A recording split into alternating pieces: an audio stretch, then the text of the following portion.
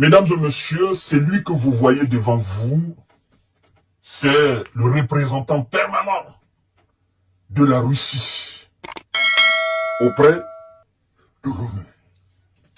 Oui, il s'appelle Monsieur Vassili Nebenzia.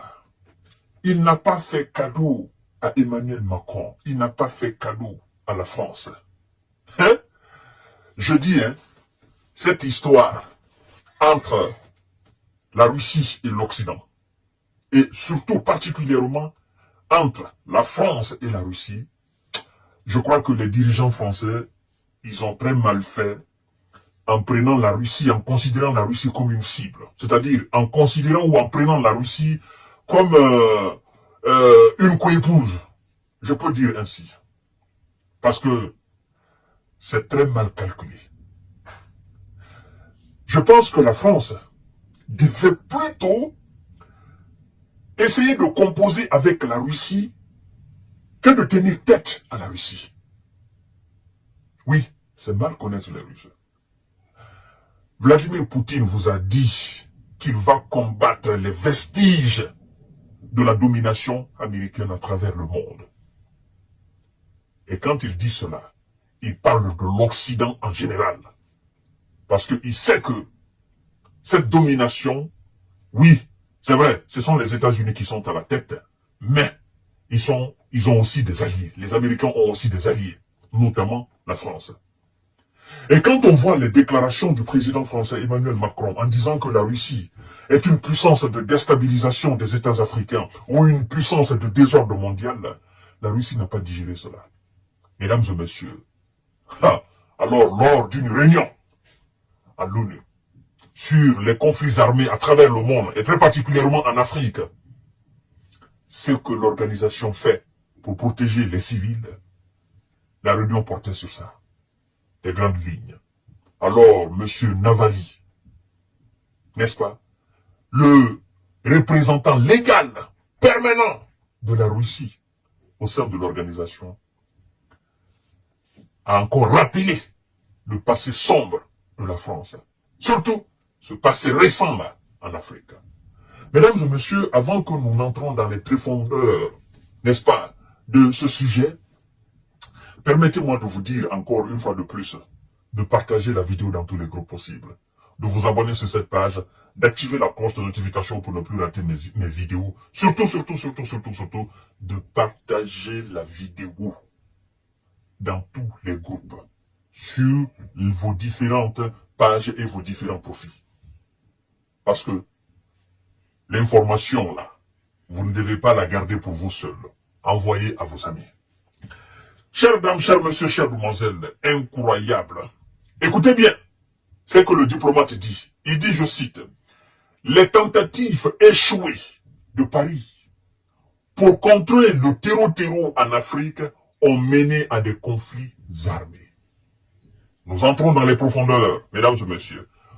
Tel est l'avis exprimé par Vassili Nebenzia, représentant permanent de la Russie auprès de l'ONU lors d'une réunion du Conseil de sécurité. Ah oui. Revenant sur les points chauds en Afrique, il a mis en valeur une certaine incohérence du rapport annuel du secrétaire général sur la protection des civils en période de conflit armé. M. Vassili dit ceci. Alors, il dit, je cite, « Les conflits armés impliquant des terreaux », écoutez bien, cette phrase elle est très importante parce qu'il faut que vous compreniez le sens de la phrase. Oui, elle est très importante. Écoutez très bien, je vais vous expliquer tout à l'heure aussi. Il dit, je cite, « Les conflits armés impliquant des terreaux doivent être distingués des situations de lutte contre le terreau et les bandes criminelles. » Au début de la phrase, il dit, les conflits armés impliquant les terreaux doivent être distingués, n'est-ce pas, des mouvements de lutte contre les terreaux. Alors, on se pose la question là, parce qu'il faut savoir lire entre les lignes quand les diplomates parlent. C'est le haut niveau. Les conflits impliquant les terreaux. Qui implique les terreaux? Naturellement, ceux qui ont intérêt à ce que nos États ne soient pas en paix. Ceux qui ont intérêt à ce que nous soyons dans la déstabilisation, à ce que nous soyons tout le temps dans les conflits, pour qu'ils puissent, n'est-ce pas, exploiter frauduleusement nos ressources du sol et du sous-sol. C'est une manière pour eux, ceux qui tirent intérêt et profit des conflits qu'ils sèment dans nos différents pays.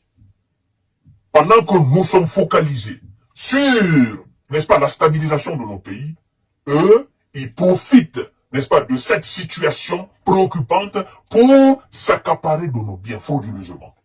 C'est pourquoi le diplomate dit, les conflits armés impliquant les terreaux, on doit distinguer cela des mouvements de lutte contre les terreaux.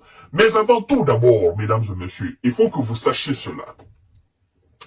Alors, par exemple, le document fait référence au Nigeria, au Mozambique, au Niger, au Burkina Faso et autres pays africains dans ce contexte alors qu'ils luttent contre le terreau, a noté M. Nebezia.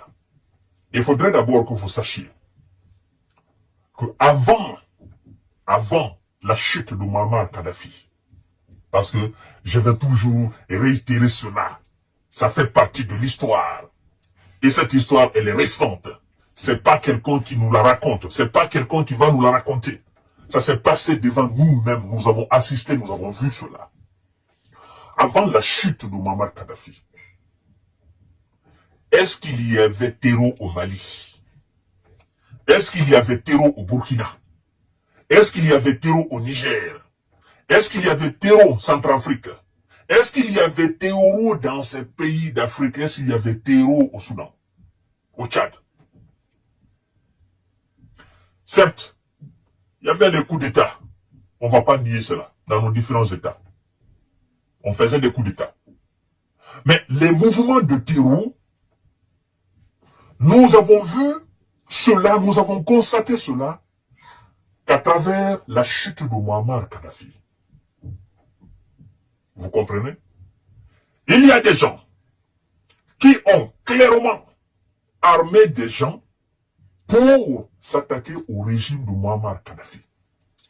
Des gens qui se sont laissés alors manipuler des Libyens par l'Occident pour déstabiliser Muammar Kadhafi.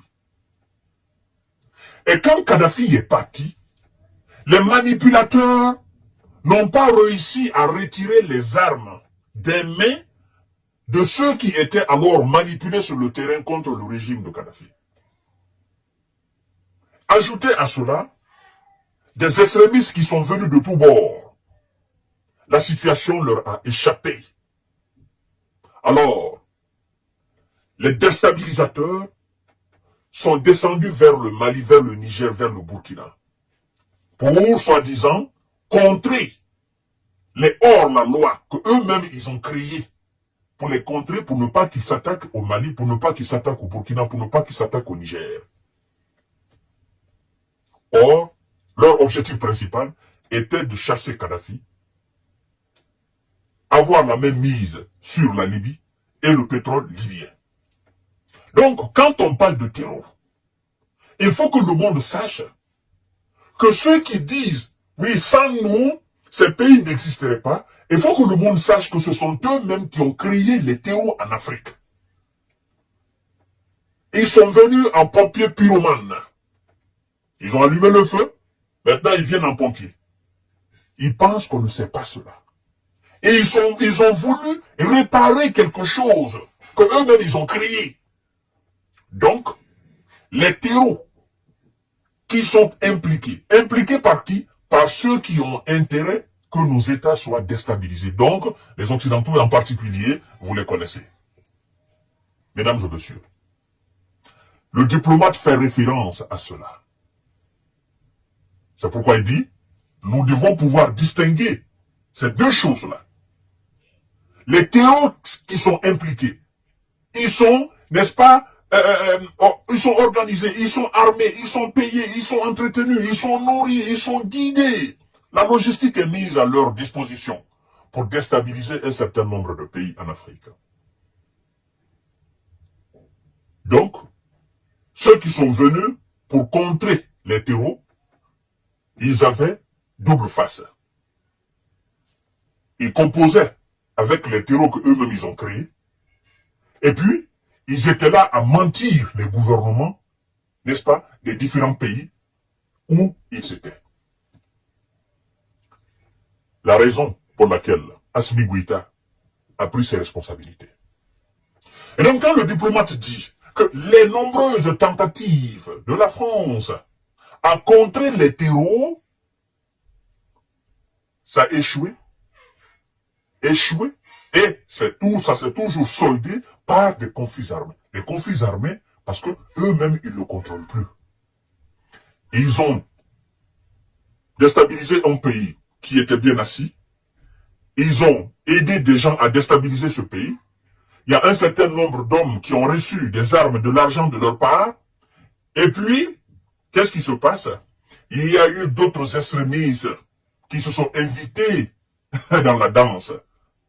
D'autres extrémistes qu'eux-mêmes, ils ne connaissaient pas. Eux-mêmes ne pouvaient pas contrôler. Eux-mêmes n'avaient pas la même mise sur ces gens-là. Et donc, ça fait quoi? Ça donnait une situation chaotique. Donc, ils ne peuvent pas aider nos États. Parce qu'ils ne sont pas venus pour aider nos États. La déstabilisation de nos États tire, n'est-ce pas, son origine dans leur action contre Muammar Kadhafi. Et donc, le diplomate russe auprès de l'ONU rappelle encore au secrétaire général de l'ONU que toutes vos marmailles en Afrique, nous les connaissons, nous les savons. Arrêtez de mentir aux peuples africains. La cause de tous ces problèmes de groupes armés, c'est ça. Pointez du doigt la cause, c'est ça. Et vous étiez là, vous avez participé, ça s'est passé devant vous, vous l'avez absous. Vous n'avez pas condamné, vous n'avez pas interdit, vous n'êtes pas levé contre les agresseurs de la Libye. Quand on parle de terreau en Afrique, surtout au Mali, au Niger, au Burkina, on ne peut pas dissocier ces groupes armés avec les puissances occidentales qui ont créé ces groupes armés pour un seul but. Pendant combien d'années ils étaient au Mali, ils étaient au Burkina, ils étaient au Niger, surtout la Navy, pour dire nous sommes là pour lutter contre les terreaux. Et pendant ce temps, eux-mêmes, ils composent avec les terreaux. Sinon, comment pouvez-vous comprendre que les États-Unis, avec tous leurs satellites dans le ciel, eux qui savent tout de l'arme nucléaire russe, des mouvements de Vladimir Poutine, comment pouvez-vous comprendre que, avec toute leur grande technologie, ils n'arrivent pas à finir avec les terreaux en Afrique? Parce que dans les conditions normales, ils doivent pouvoir les voir à partir du ciel. Mais non. C'était de la manipulation. Alors, mesdames et messieurs, le diplomate russe vient alors mettre le pied dans le plat de M. Emmanuel pour lui rappeler, oui, mon cher ami, écoutez, si l'Afrique vit cette situation-là, même si tu n'étais pas au pouvoir, mais tu as une partie là, tu as une responsabilité dedans. Ouais. Et donc, tu dois cesser et tu dois dire la vérité aux gens. Mesdames et messieurs, cette situation, nous allons en parler jusqu'à demain, quand nous aurons chaque fois l'occasion. C'était le diplomate russe. Partagez la vidéo dans tous les groupes possibles, abonnez-vous sur cette page et activez la cloche de notification. Et depuis la coopération militaire, coopération de défense avec la Russie, la situation s'améliore du jour en jour au Mali, au Burkina et au Niger. Parce que dorénavant, nos gouvernements ont la chance d'acheter des armes qu'ils veulent, des missiles qu'ils veulent, des véhicules qu'ils veulent, pour combattre les terreaux. Et nous avons vu la capture de Kidal. Nous avons vu au Burkina, nous sommes en train de constater au Niger, nos différentes armées ne cessent d'enregistrer des victoires contre ces terreaux, c'est hors la loi. À tout à l'heure pour notre série d'informations et de décortiquage. Partagez la vidéo dans tous les groupes possibles. Abonnez-vous sur ma chaîne YouTube Kanté, J Visionnaire, le vrai. Merci beaucoup et bonne